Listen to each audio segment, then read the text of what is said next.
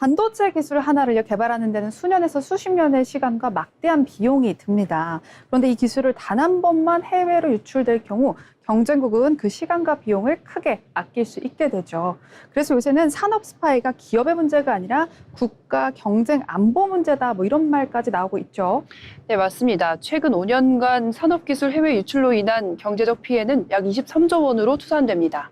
삼성전자 출신 연구원이 중국 반도체 기업으로 핵심 기술을 유출한 사건처럼 실제 적발 사례도 이어지면서 산업기술 보호가 국가 경쟁력의 핵심 과제로 떠오르고 있습니다. 네, 정부도 경제안보 대응 강화를 항상 이야기해 왔던 것 같은데 현재는 어떤 체계로 운영되고 있나요? 네, 정부는 22년 외교부 경제안보외교센터를 통해 공급망 관리와 국제 공조 등 예방 기능을 맡고 있습니다. 하지만 기술이 실제 유출됐을 때는 수사와 기소가 신속하고 유기적으로 이어지는가가 무엇보다 중요합니다. 네, 방금 말씀하신 바로 그 수사 체계가 변화가 예고되고 있죠. 네, 그렇습니다. 오는 10월부터 검찰청은 공소청으로 개편이 되고 중대범죄수사청이 신설될 예정입니다. 산업계에서는 산업 스파이처럼 전문성이 필요한 사건에서 수사와 기소가 연계가 약해질 수 있다는 우려를 제기하고 있는데요. 반면 정부는 기관 간 협업을 통해 충분히 대응할 수 있다는 입장입니다. 네, 결국 핵심은요, 조직의 이름이 아니라 기술을 얼마나 제대로 지켜낼 수 있을까, 이것이 관건인 것 같습니다. 네, 맞습니다. 산업 스파이는 기업의 한 곳의 피해를 넘어 국가 경쟁력을 흔들 수 있는 경제 안보 문제입니다.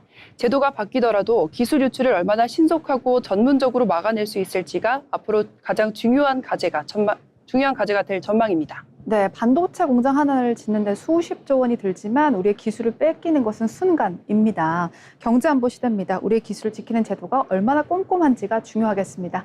계속해서 다음 이슈 넘어가 보도록 하겠습니다. 이 탈세를 신고해서 세금을 걷게 되면 신고자에게 포상금이 지급되는 제도가 있습니다. 그런데 무려 79억 원을 추징했는데도 포상금을 단 한 푼도 받지 못한 사례가 있다고 했습니다. 아니, 세금을 찾아냈는데 왜 포상금을 못 받았을까요? 네, 겉으로 보면 이해하기 어려운 결과인데요. 많은 분들이 세금을 많이 거두면 포상금을 받는 것 아니냐라고 생각하시겠지만 실제 기준은 조금 달랐습니다.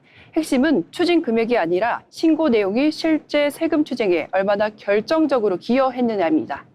사실 바로 이해가 되지는 않는데, 그러니까 79억 원을 추징한 사실보다 왜 추징했는가가 더 중요하다라는 뜻이겠죠? 네, 맞습니다. 이번 사건에서 제보자는 비영리법인이 사실상 영리 사업을 하고 있다고 신고했습니다. 하지만 세무당국이 실제 세금을 추징한 이유는 오피스텔을 업무용이 아닌 주택용으로 임대하면서 부가가치세를 잘못 환급받은 사실이 확인됐기 때문입니다. 즉, 제보 내용과 실제 추징 사유가 서로 달랐던 것입니다. 아하, 결국 세금을 걷기는 걷었습니다. 그러나 세금을 걷게 만든 결정적인 제보는 아니었다라는 거군요. 네, 바로 그 점입니다. 법원도 세무당국이 별도의 조사 과정에서 탄로 사실을 확인한 만큼 제보가 세액 산정에 직접 기여했다고 보기 어렵다고 판단했습니다.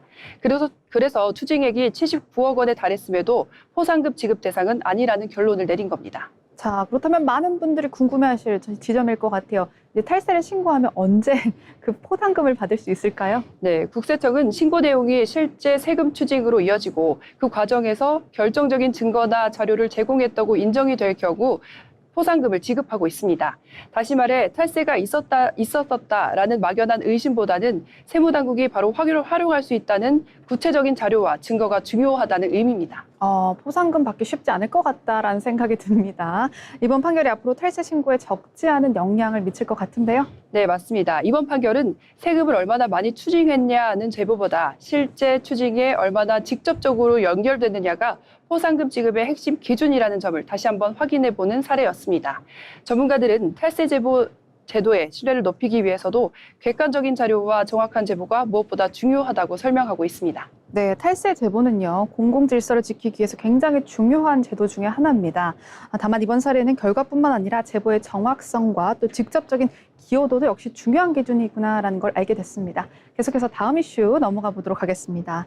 여러분, 식당이나 카페를 고르실 때 또 병원을 예약할 때 가장 먼저 확인하는 게 있습니다. 바로 별점과 이용 후기인데요. 특히 저는 정말 꼼꼼하게 보는 성격입니다.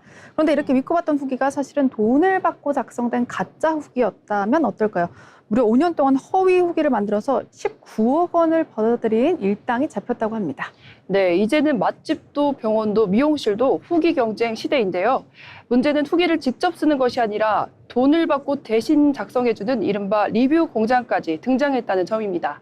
이번에 적발된 일당은 약 5년 동안 허위 긍정 후기를 약 2만 8천 건 넘게 작성하고 19억 원의 범죄 수익을 올린 것으로 조사됐습니다. 와, 정말 사진만 봐도 너무나 디테일한데 이 리뷰가 공장형이었고 사기였다니 정말 믿을 수가 없네요. 소비자들은 사실 속을 수밖에 없을 것 같은데 구체적으로 어떻게 범행이 진행됐나요? 네, 생각보다 범죄 수법이 굉장히 치밀했습니다. 실제 손님이 버리고 간 영수증을 이용해 방문한 것처럼 영수증 리뷰를 작성을 했고요. 가격을 잠시 1,000원이나 5,000원 수준으로 낮춘 상품을 예약만 한 뒤에 실제 이용한 것처럼 후기도 남기기도 했습니다. 여기에 매크로 프로그램으로 검색량까지 인위적으로 늘려 인기 업체처럼 보이게 만든 것으로 조사됐습니다. 그러니까 사진도 많고 별점도 높고 거기다 후기도 많고 검색까지 잘 되니까 이건 뭐 소비자 입장에서는 이게 속을 수밖에 없을 것 같아요.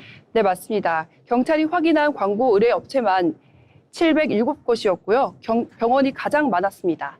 음식점과 카페, 미용업체도 다수 포함됐습니다. 결국 소비자는 가짜 정보를 믿고 선택하게 되고 반대로 정직하게 영업하는 업체는 경쟁에서 밀릴 수밖에 없는 구조가 만들어지게 되는 겁니다. 아, 정직할수록 경쟁에서 밀릴 수밖에 없다. 좀 따끔한 말인 것 같습니다. 자, 그럼 소비자 입장에서는 가짜 리뷰를 어떻게 판별할 수 있을까요? 네, 전문가들은 별점 하나만 믿기보다는 후기를 함께 살펴보라고 조언하고 있습니다. 지나치게 비슷한 표현이 반복이 되거나 특정 기간의 후기와 별점이 한꺼번에 몰려 있다면 한 번쯤 의심해 볼 필요가 있습니다. 또 리뷰 개수보다 실제 사진과 구체적인 이용 경험이 담긴 후기를 참고하라는 것이 도움이 됩니다. 네, 이제 별점도 무조건 믿기보다는 진짜 후기를 선별하고 골라내야 되는 시대가 됐습니다. 계속해서 마지막 이슈 살펴보도록 하겠습니다. 이제 6개월 등록하면 30% 할인, 또 1년 등록하면 반값. 이 헬스장이나 필라테스 등록하실 때 이런 문구들 많이들 보셨을 텐데요. 할인받는 기분에 덜컥 결제했다가 막상 환불하려고 하니까 돌려받는 돈이 너무 작은 경우들 많았죠. 공정거래위원회가 이런 분쟁을 줄이기 위해서 새로운 표준 약관을 도입했다고 합니다. 네, 맞습니다. 그동안 가장 큰 문제점은 환불 기준이 제각각이었다는 것입니다. 할인받아 60만 원을 결제했는데 환불할 때는 원래 정상가는 120만 원입니다. 라며 할인 전 금액을 기준으로 이용료를 계산하는 경우가 적지 않았었는데요. 그러다 보니 소비자는 생각보다 훨씬 적은 금액만 돌려받는 일이 반복됐습니다. 네, 계약할 때는 할인이라고 해서 기분 좋게 계약을 했는데 환불할 때는 이거 내가 손해보는 거 아니야? 라면서 기분이 또 나빠지곤 했죠. 네, 맞습니다. 그래서 앞으로는 실제로 소비자가 결제한 금액을 기준으로 환불금을 계산하도록 기준을 명확히 했습니다. 또 위약금도 이용료의 10%로 정했고 계약 단계에서 환불 기준을 소비자가 미리 확인할 수 있도록 한 겁니다. 그런데 요즘은 경기가 안 좋다 보니까 갑자기 헬스장이나 필라테스가 문을 닫는 먹튀도 종종 발생하잖아요. 네, 공정위 조사에서는 응답자의 약 10%가 사업자의 폐업으로 이용료를 돌려받지 못한 경험이 있다고 답했습니다. 앞으로는 휴업이나 폐업 예정일 14일 전에 회원에게 미리 알려야 하고요. 보증보험에 가입한 경우에는 보장 내용도 사전에 안내해야 합니다. 소비자가 계약 전에 혹시 모를 피해까지 확인할 수 있도록 한 겁니다. 네, 결국에는 할인율만 보고 등록하기보다는 환불 기준과 보증보험 여부를 꼼꼼하게 따져보는 것이 중요하겠습니다. 네, 맞습니다. 몇 분만 투자를 해서 계약서를 꼼꼼히 살펴봐도 나중에 수십만 원의 피해를 막을 수가 있습니다. 특히 장기 회원권을 등록을 할 때는 할인 혜택만큼 환불 조건도 꼭 확인하는 습관이 필요하겠습니다. 네, 운동을 꾸준하게 하는 것도 참 중요한데요. 결국에는 계약 내용도 꼼꼼하게 확인하는 습관이 내 돈을, 내 통장을 지켜주는 습관인 것 같습니다. 지금까지 편지혜 기자와 함께한 경제톡톡이었습니다.